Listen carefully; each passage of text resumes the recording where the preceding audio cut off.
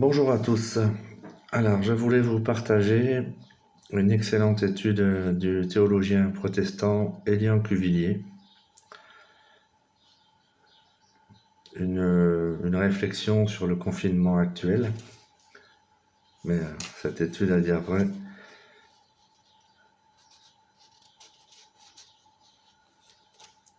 et hors confinement est tout à fait valable. Donc il nous propose une méditation sur un passage de l'évangile de Marc au chapitre 14 au verset 50 à 52. La scène se passe au moment de l'arrestation de Jésus dans le jardin de Gethsémani.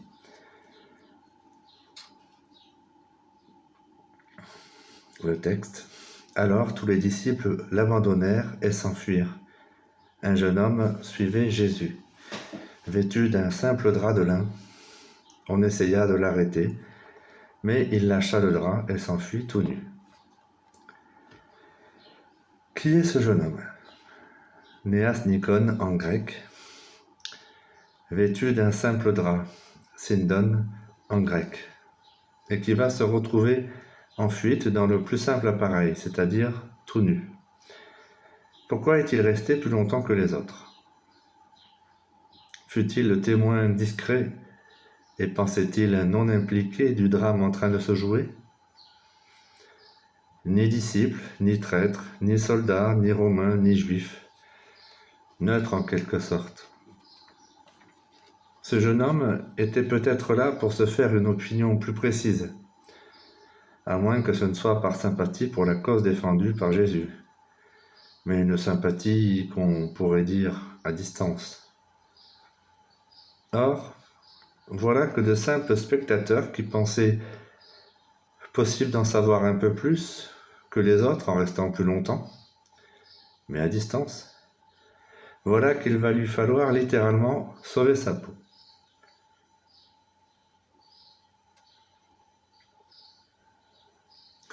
Pour cela, il va devoir abandonner le drap, rassurant, qui le protégeait du regard des autres.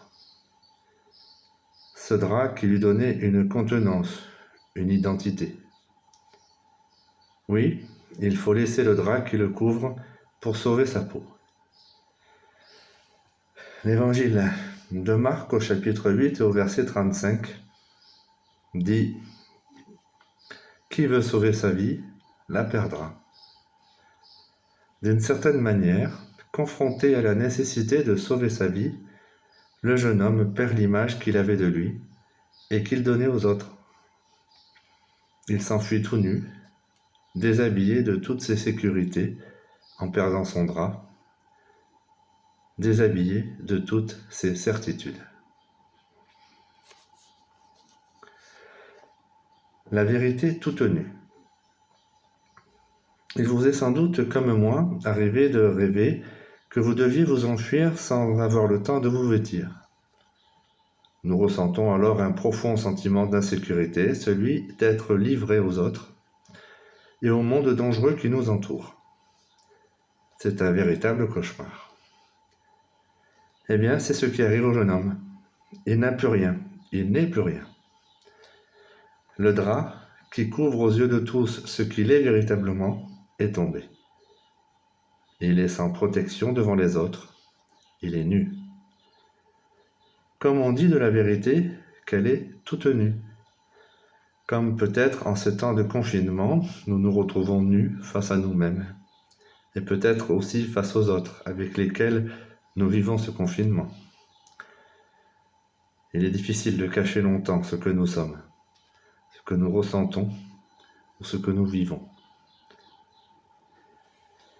Alors pourquoi a-t-il fallu en arriver à cette extrémité ?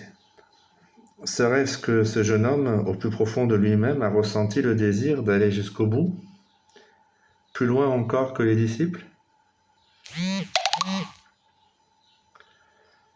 Car les disciples ont fui avant d'être mis à nu. Ce jeune homme, lui, quelque chose l'a poussé à faire un pas de plus, ou plus exactement, quelque chose l'a poussé à ne pas bouger, à rester là, pour tenter d'aller jusqu'au bout de cette histoire absurde. et tenter d'en comprendre la vérité.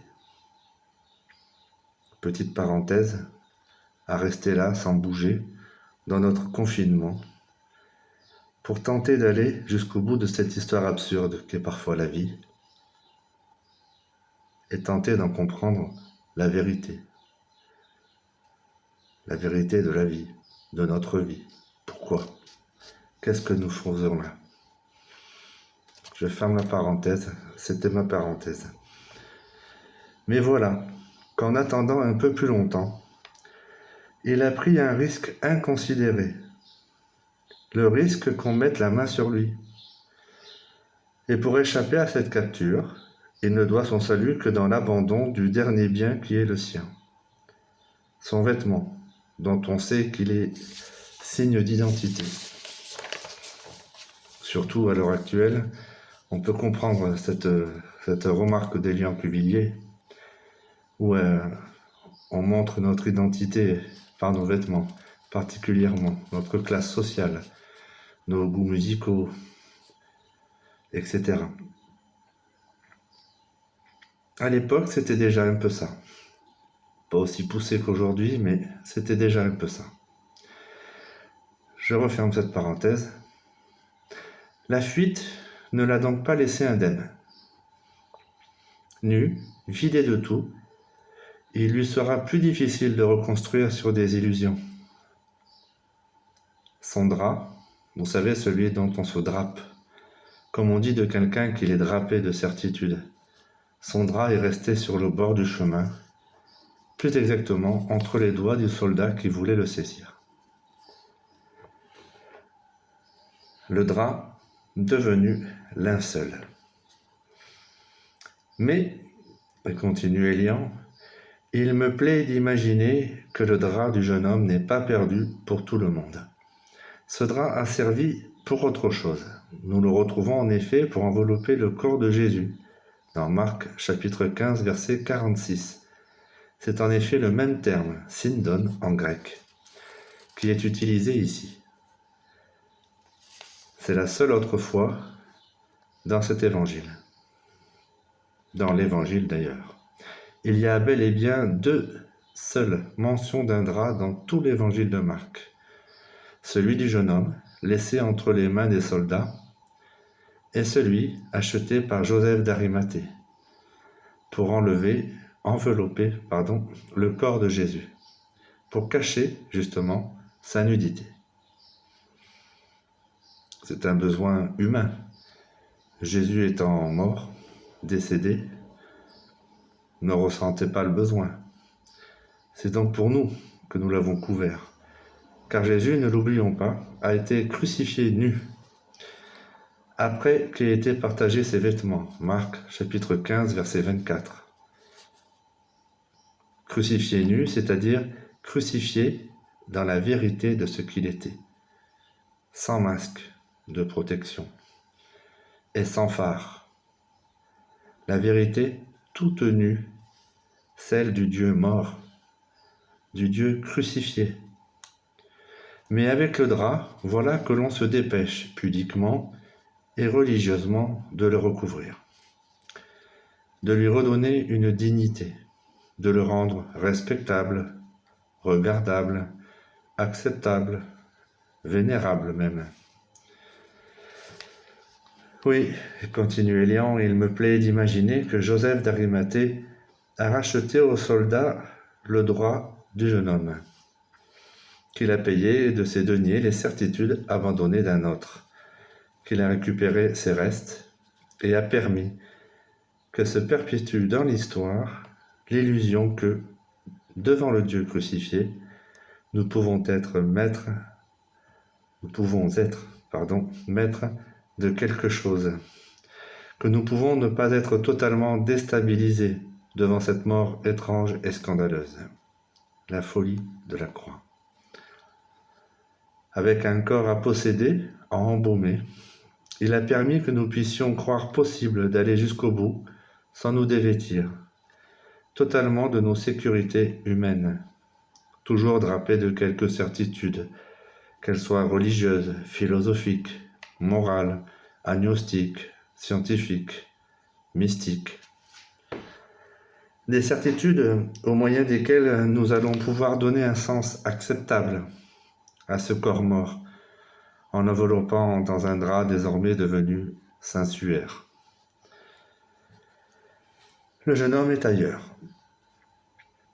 Dans notre quête de certitude, le jeune homme nu, lui, n'est plus là pour nous accompagner. Dans notre tentative de récupération du corps mort de Jésus, le jeune homme nu nous laisse seuls. Il n'est plus à nos côtés. Mais il n'a pas pour autant disparu. Il est simplement ailleurs. Non pas au dehors de la tombe, comme les femmes, mais au-dedans. Au plus profond de la sombre caverne, au plus profond de la mort. Et de cette mort, il est ressorti pour s'asseoir à droite. À droite, Marc chapitre 16, verset 5. Tel le jeune homme, seul autre emploi du mot néaniskon dans l'évangile de Marc. Dans le tombeau, au matin de Pâques. Mais à droite de quoi? D'une place vide. Il est là pour constater l'absence du corps et l'absence du drap qui enveloppait le corps et qui l'emprisonnait. Mais lui, le jeune homme, il est assis, revêtu d'un vêtement blanc. Ce vêtement que recevait le nouveau baptisé au sortir de l'eau. Cette eau où il était entré nu, pour signifier que plongé dans la mort, avec le crucifié, il en est ressorti revêtu de la vie nouvelle du ressuscité. Revêtu donc d'une nouvelle identité, celle d'enfant de Dieu. Le voici alors qu'il se met à parler, lui silencieux jusque-là. Le crucifié n'est pas ici, il vous précède en Galilée. Passer de la mort à la vie. Ce n'est pas ici qu'il faut venir le chercher. Ce n'est pas ici qu'il nous attend. Ce n'est plus dans le drap de nos certitudes, fussent-elles des certitudes éplorées comme celles des femmes. La mort par laquelle il est passé n'est pas un semblant de mort.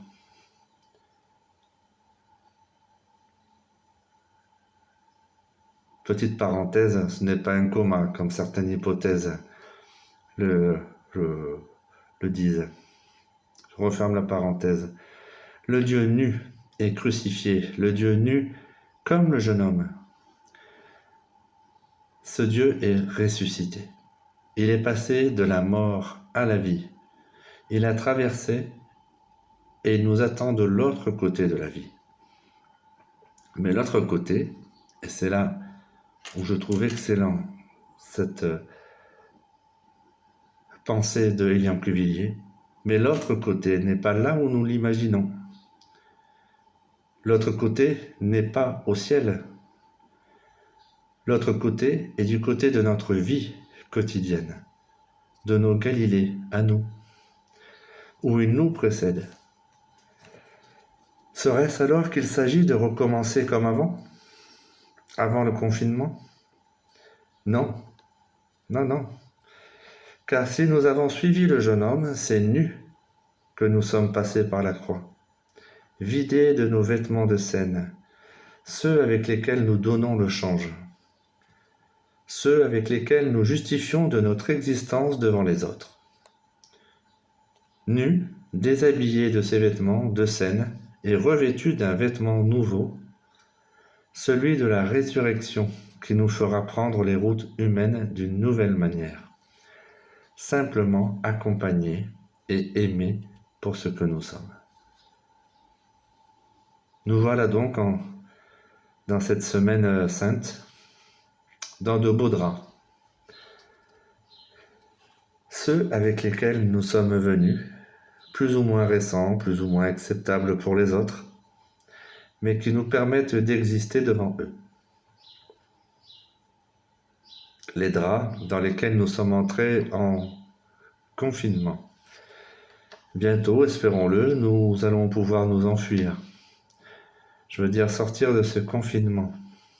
Mais comment allons-nous nous en sortir?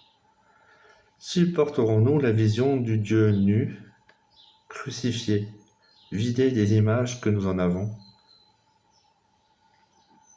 Ou partirons-nous tout habillés encore de nos certitudes et de nos protections? Aurons-nous appris quelque chose de ces moments particuliers? Quel Joseph d'Arimathée sera là pour nous acheter un droit et nous rhabiller pour nous le Christ, que nous pourrons alors venir embaumer selon nos convictions personnelles? Et au matin de Pâques, serons-nous les disciples loin du tombeau, les femmes à la recherche du corps? Ou le jeune homme revêtu de blanc, témoin que la vie a fait son chemin, non pas à côté de la mort, non pas en niant la mort, non pas en la cachant ou en ne voulant pas la voir, mais que la vie a fait son chemin en traversant la mort, en passant par la mort. Au cœur même de nos confinements, du fond du tombeau, le jeune homme nu nous dit « Il n'est pas ici, il est au plus profond de ce qui fait votre humanité et vos failles. » Au matin de cette Pâque si particulière de l'an de grâce 2020, c'est là que vous le verrez. C'est là qu'il faudra aller le chercher. Il vous y attend.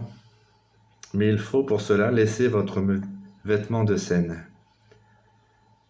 Il faut se laisser dépouiller et mettre à nu. Il faut que quelque chose meure en nous pour que surgisse la nouveauté, sa nouveauté. Dans cette situation que nous n'avions jamais vécue, une occasion nous est offerte, comme jamais sans doute. À nous donc de la saisir. Merci pour votre patience et que Dieu vous bénisse.